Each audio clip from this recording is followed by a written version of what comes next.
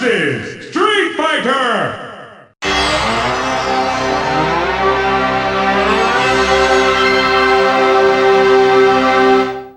Hi there, thanks for joining me. Welcome back to all of the Street Fighters. I'm very, very, very excited about this episode because we're looking at our first versus game. So the versus games will come up again and again and again as we're looking at the old, well, I was going to say the later Street Fighter games, but the more mid Street Fighter games. X-Men versus Street Fighter is the first time that Capcom slammed together two of their franchises with Street Fighter to create this new game. So before X-Men vs Street Fighter, Capcom released X-Men Children of the Atom in the arcades and then on the Sega Saturn and the PlayStation. And that was a 2D fighting game, very similar to Street Fighter, used all the same game engines. It was very similar to Street Fighter Alpha, but it was just X-Men characters. So Cyclops, Wolverine, Storm, all your X-Men characters. And it was massive. Everybody loved it. It was super awesome. So then they took that and mashed it up with Street Fighter Alpha to create X-Men vs Street Fighter, and they introduced this tag mechanic where you choose two characters and at any point in the match you can tag in the other character. If one character gets taken out, then the other one will jump in and they'll take over. So you've actually got four characters all fighting at the same time, and it's just so cool. You can see why everybody found this exciting and why they carried on to do it again and again. They did Marvel vs Capcom, which was, it wasn't just they did Marvel vs Street Fighter first, which wasn't just X-Men characters. It was all different Marvel characters. So you got Spider-Man in it, and you started to see these other characters from the massive Marvel universe. And then they expanded the Capcom side of that to make Marvel vs Capcom, where you've got all the Marvel characters, and then you haven't just got Street Fighter characters, you've got Darkstalkers characters, you've got Mega Man characters. It just blew up, and I think it's incredible. I'm sure you'll find it incredible when you look at the footage as well. So there's lots of interesting things to note about this game, and as we always do, let's start with the characters. The character list isn't massive with this game. Some of the later versus games get really ridiculous with their character selection. X-Men vs Street Fighter is fairly manageable. So on the Street Fighter side, in alphabetical order this time, we've got Akuma, we've got Cammy, Charlie, who you'll recognise from Street Fighter Alpha. That's the kind of Guile's friend who just played exactly the same as Guile. We've got Chun-Li, Dalsim, Ken, M. Bison, Ryu, and Zangief. So we've got quite a classic selection. Charlie is the only, Charlie and Akuma, I guess, are the only post Street Fighter 2 characters in this. So yeah, that's all the Street Fighter characters. Then on the X-Men side, we've got Cyclops, Gambit, Juggernaut, Magneto, Rogue, Sabretooth, Storm, and Wolverine. So the Street Fighter characters in it, they play largely the same as they do in Street Fighter Alpha 2.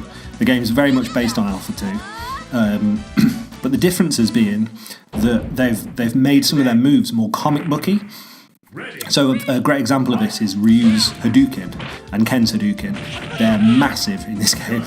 Like, they'll fire off the Hadouken and it's like probably the fireball itself is probably twice as big, and it looks like it's out of a comic book. But apart from that, they look the same as they would in Alpha 2. They control pretty much the same. It's clearly based on that. And then in a similar sense, the X-Men characters are pretty much unchanged from X-Men Children of the Atom. Yeah, they've got the same sprites and they play very similar. The additions are that Rogue, Gambit, and Sabretooth are in X-Men vs Street Fighter for the first time. They weren't in X-Men Children of the Atom, and they weren't in Marvel Superheroes, I don't think. They definitely weren't in X-Men Children of the Atom. So Gambit, Rogue, and Sabretooth, they're new in this game. So they're the new characters. No new characters on the Street Fighter side. So as I said, the exciting new feature of X-Men vs Street Fighter, which we haven't seen in a Street Fighter game before, is the tag mechanic, and that's really the big new feature in it. It just mixes up the game completely. You can tag in your other partner whenever you want, and when they jump onto the screen, they'll attack your opponent. So you can be quite tactful with that. You can hit it mid-combo, and your other character will jump in and hit, and then you can hit it almost straight away and bring in your other character. But the main reason you do this is when your health's getting low with one character, which is quite obvious, you switch to the one with more health. But interestingly, you'll notice on the health bars, when your character's taking damage, some of the damage will be red and some of it will be green. So the red damage is, I'm sure there's a correct term for this, which I don't know, but it's like temporary damage. So if you've got a big chunk of your health bar that's red, if you tag in your other player while your player is off screen and not being controlled, that red health bar will regenerate back up to green. But if you lose too much, it will be gone forever. So again, you can be quite tactful. It can look like you're taking a lot of damage, but then if you tag out at the right time, you're regenerating a bunch of that health. So it's worth keeping an eye on it, and it's worth considering that when you're playing. So the other cool thing about the tag mechanic is you've now got super combos, which bring in both characters at the same time, and it just fills the screen with tons of fire. You know, when Cyclops sets off his super combo, it's this huge laser blast from his mask, and him doing that at the same time as Ryu is doing his ginormous Hadouken just fills the screen with explosions. The screen's flashing. I remember seeing this in the arcade for the first time, and it was so exciting. So although the tag mechanic is kind of the most interesting new mechanic in this game, it was actually taken out of the PlayStation version of the game. So this game released on the PS1 and the Sega Saturn as well. The PlayStation version doesn't feature the tag mechanic because the console just couldn't handle it.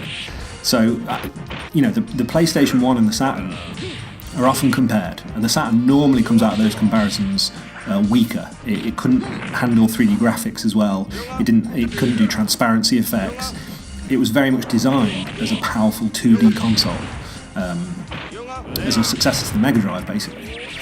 What the Saturn did have was it had extra RAM in it. You could plug in a cart, a 4 megabyte RAM cart, which doubled the RAM in the console. I think it doubled it. It increased the RAM anyway, which meant that games like X-Men vs Street Fighter, games like Marvel Superheroes, they had all this RAM to use for frames of animation and making them smoother.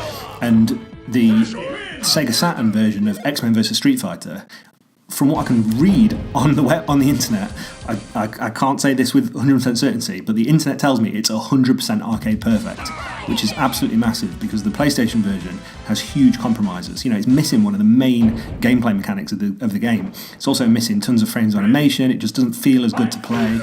It's really compromised, and for a console which is generally considered more powerful, and in most comparisons, you look at comparisons of like Wipeout and Tomb Raider and things, the Saturn just gets absolutely destroyed by the PlayStation. But in 2D games, Sega Saturn more often than not comes out better. So if you play X-Men vs Street Fighter with the 4 megabyte RAM card, in fact, it requires the RAM card. It's 100% arcade perfect. It's definitely the one to play if you don't have access to the arcade version on MAME or something. So without talking about just the kind of boring technical stuff and all that in-depth stuff, just my opinions of X-Men vs Street Fighter, it's totally awesome. I'm personally a massive sucker for all of the Versus games. I think bringing in the Marvel Universe with the Street Fighter stuff was just a stroke of genius, and it works so well. So many of the characters, like the moves, just transfer directly over so well. You pick Cyclops. I use Cyclops as an example quite often because his laser blast out of his eyes, you just do the Hadouken motion and it's the same as Ryu's fireball, and characters will have a dragon punch like Ryu can, and you can almost instinctively play a character without having to have read a big guide full of moves. Sabretooth or Juggernaut, they're kind of going to play like Zangief, and they feel right. They feel like they were designed to be together, and the visual design of these games is incredible. And the tag mechanic is just works so well, and that was stolen by so many other fighting games going forward, and we still see it today with games, long-running fighting game franchises, and they'll release a version that, it's got a tag mechanic now, and that's exciting. So yeah, I love X-Men vs Street Fighter. Some of the future Versus games I love even more, but this is just pure classic. The first one, small roster, so there's not tons of characters to learn. You've got this kind of core set, as I said earlier, they're mostly the classic Street Fighter characters. So you're not messing around with all the later ones who've sometimes got kind of more difficult moves and things. These are the classic ones that like we've been playing for like years and years and years at this point. So you know how half of this roster plays essentially. Even Charlie, the new character, he plays like Guile. They might as well put Guile in. But yeah, there's kind of no confusion. You had all these new X-Men characters to learn, but if you'd played X-Men Children of the Atom, you kind of knew how they played. But bringing in the tag mechanic and all the kind of the gameplay possibilities that brought with it really made this an exciting entry to the series. So that's X-Men vs Street Fighter. That's our first look at a versus game. I'm really excited to reach this point in the franchise. The game started getting weird here, and I really like it. There's something brilliant about the purity of Street Fighter 2. But as we get to the versus games, as we get to the Street Fighter 3 games, as we get to some of the 3D games that we'll be looking at very soon, it kind of gets really interesting, and we're going to be looking at a different style of Street Fighter game every week. It feels like looking at the list going forward. So I hope you enjoyed the first look at the versus series. Some of these versus games, there's an argument that they're not Street Fighter games. They're not. They're offshoots, or they're not canonical like Street Fighter games. But I mean, this one's got Street Fighter in the title, so you can argue that in future. But this one is a Street Fighter game. So thank you for watching, and again, I hope you enjoyed it. If you want to play X-Men vs Street Fighter, you're looking at picking it up for the PlayStation. I wouldn't recommend the PlayStation version. You're looking at picking it up for the Sega Saturn, but that was only released in Japan, and it requires the 4MB RAM cartridge. So if you haven't got either of those, you're screwed basically. The easier way you're looking at doing it is emulating it on MAME, which the version that you've seen in the video here is the arcade version, which I'm playing on MAME. It's really easy to do. Maybe I'll do another video about how I get all these running on MAME. It's super easy. I struggled with MAME for years and years and years, and then a friend just told me how to do it, and it was done in an afternoon. So maybe I'll do a video on that. I'm not sure about the reality of it, but anyway, thank you for watching. Drop me a thumbs up if you enjoyed the video, and I will see you next time. Ta-ra!